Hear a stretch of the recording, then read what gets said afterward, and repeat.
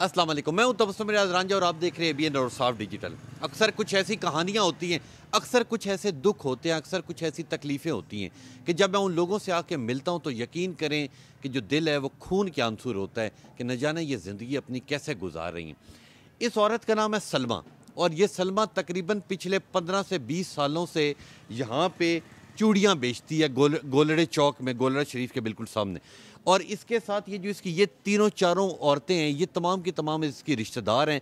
इसने अकेले ने ये कारोबार शुरू किया, गुजारा करना शुरू किया, बड़ी मुश्किल से निकली बाहर, इस्लामाबाद आई, इस्लामाबाद आके ये चूड़ियों का कारोबार करती थी और ये इस कारोबार से अपना भी पेट पालती है, अपने बच्चों का भी पेट पालती है और अपने माँ बाप का भी पेट पालती है। इससे बात करता हूँ। अस्सलाम वालेकुम। वालेकुम सलाम।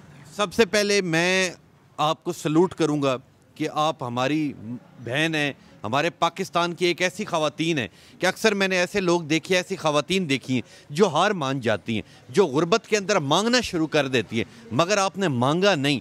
आपको ये कैसे ख्याल आया कि मैंने मांगना नहीं है, मैंने काम करना है? भाई ये छोटा मोटा कारोबार है ना, तो ऐसे वास्ते असी आखे भी मंगण नालों तो सही है ना, किसी दी चोरी नालों या किसी दे मंगण नालों सही है। यही अपने कारोबार भी थोड़ी भी ऐसी ते अपने बच्चे ते मेहनत अपनी नल पलसन ना। और आपका ताल्लुक किधर से? कित्थों दे? बहावलपुर दे। बहावलपुर से। बहावलपुर से आप इस्लामाबाद आई, जब शुरू में आई थी तो अकेली आई थी ये? तब ये कौन कौन है जो आपके साथ बैठी हुई? ये भतीजी है, ये चाचे की बेटी है, वो भांजी है। अच्छा, तो मुझे बताएं कि जब आप बहावलपुर से पहले आई थी तो पहले अकेली आई थी या आप चारों इकट्ठे आए थे? हर कोई अकेले अकेले आया था, फिर बाद सारे पिछो पिछो आ गए, जिमें जिमें कहीं को वाह मिल। लें जी, मेरे साथ इस वक्त फौजिया मौजूद है, फौजिया से बात करते हैं। अस्सलाम वालेकुम। वालेकुम।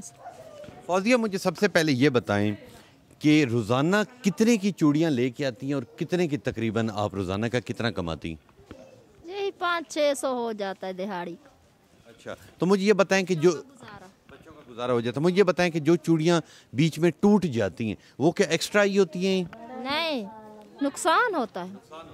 तो मुझे ये बताएं कि जिस तरह इन्होंने बात की, मुझे उसी बात से बात याद आई कि ज़िंदगी के अंदर मुश्किलात आती हैं, दुख तकलीफ़ आते हैं, ठीक है। मुझे बताएं जब आपकी ज़िंदगी के अंदर दुख तकलीफ़ आई, गुर्बत आई, पैसे ख़त्म हुए, तो मुझे ये बताएं कि जो अपने रिश्तेदार होते हैं वो इंसान का साथ देते हैं, तो आपके रिश्तेदारों ने आपका साथ दिया था? नहीं, अल्लाह के सिवा कोई नहीं देता। अल्लाह के सिवा कोई भी नहीं देता। तो मुझे ये बताएं कि आपके कितने बच्चे हैं? 6 बच्चे हैं। तो मुझे ये बताएं कि जी वो इसी से कमा के आप देती? शौहर है आपका? जी, वो क्या करता है? मोचियों का काम, जूते पालिश। तो आपके अम्मी अबू भी हैं?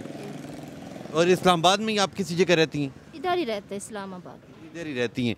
तो आप इधर से कमाती हैं और आपके जो शौहर हैं वो मोचियों के कारोबार से कमाते हैं, तो आप अपने घर का गुजर बसर करते हैं। लेकिन जी ये थी। और अब इन सारों में से जो सबसे छोटी उम्र की बच्ची है वो ये है, इससे बात करते हैं। इस वक्त मेरे साथ अलिशबा मौजूद है जो इन सारों में सबसे कम उम्र है। इससे पूछता हूँ कि इसके पास कौन कौन सी किस्म की चूड़ी हैं। अस्सलाम वालेकुम। वालेकुम सलाम। अलिशबा, बच्चे मुझे सबसे पहले ये बताओ कि ये जो चूड़ियाँ हैं इनके क्या क्या रेट हैं? 40, 50, 30। और ये 40 रुपए की कितनी 12 होती हैं या 10 होती हैं?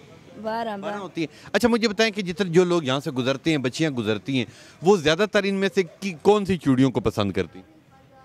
सफ़ेद कर लेती हैं, ब्लैक, लाल। और ये सारी की सारी कांच की बनी हुई हैं या किसी और चीज़ की बनी हुई? कांच की बनी हुई हैं। तो मुझे ये बताएं कि अभी आप ये काम कर रही हैं, ये बच्चा आपका है? जी हाँ। अच्छा, तो मुझे ये बताएं कि अभी आप ये काम कर रही हैं, क्या सोचा है कि आगे आने वाले वक्त में कोई दुकान डालेंगी या इसी कारोबार को आगे लेके जाएंगी? इसी कारोबार को आगे लेके जाओ।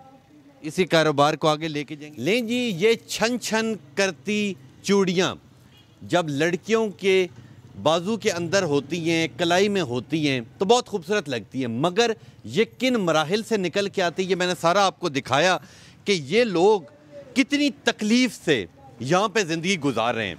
ये एक बाज़ार है, बाज़ार के अंदर ये ज़मीन पे बैठ के मेहनत मजदूरी कर रही हैं और मैं इन्हें सलाम पेश करता हूँ कि उन्होंने खूबसूरत बात की कि हम मांग भी सकते थे, हम चोरी भी कर सकते थे, मगर हमने नहीं की। क्यों? हम लोग मुसलमान हैं। इन्होंने कहा कि मैं मजदूरी करूंगी और ये हर रोज़ का तकरीबन 400 से 500 रुपया कमाती हैं और ये अपने बच्चों का पेट पालती हैं। खुदारा हमारी कौम किस साइड पे जा रही है? मैं तमाम बड़े लोगों से अपील करूंगा, हर बड़े शख्स से अपील करूंगा कि खुदारा ये वो लोग हैं जो मेहनत करने वाले हैं मगर ये रोडों के ऊपर रुल जाएंगे। ये हमारी बहुत ही ज़बरदस्त, ये चूड़ियाँ बनाना बहुत मुश्किल काम होता है। ये दूर दूर से चूड़ियाँ बनाती हैं, सीखती हैं, यहाँ लाती हैं, बेचती हैं, सिर्फ इसलिए कि हम अपना पेट पाल सकें। तो इसलिए जब भी आएँ इन लोगों से चीज़ें लिया करें ताकि इनके घर भी 2 वक्त की रोटी बन सके। तो इंशाल्लाह मिलूँगा आपसे अगले प्रोग्राम में। तब तक के लिए अपने मेज़बान तबस्सुम रियाज रांझा को दीजिए इजाज़त।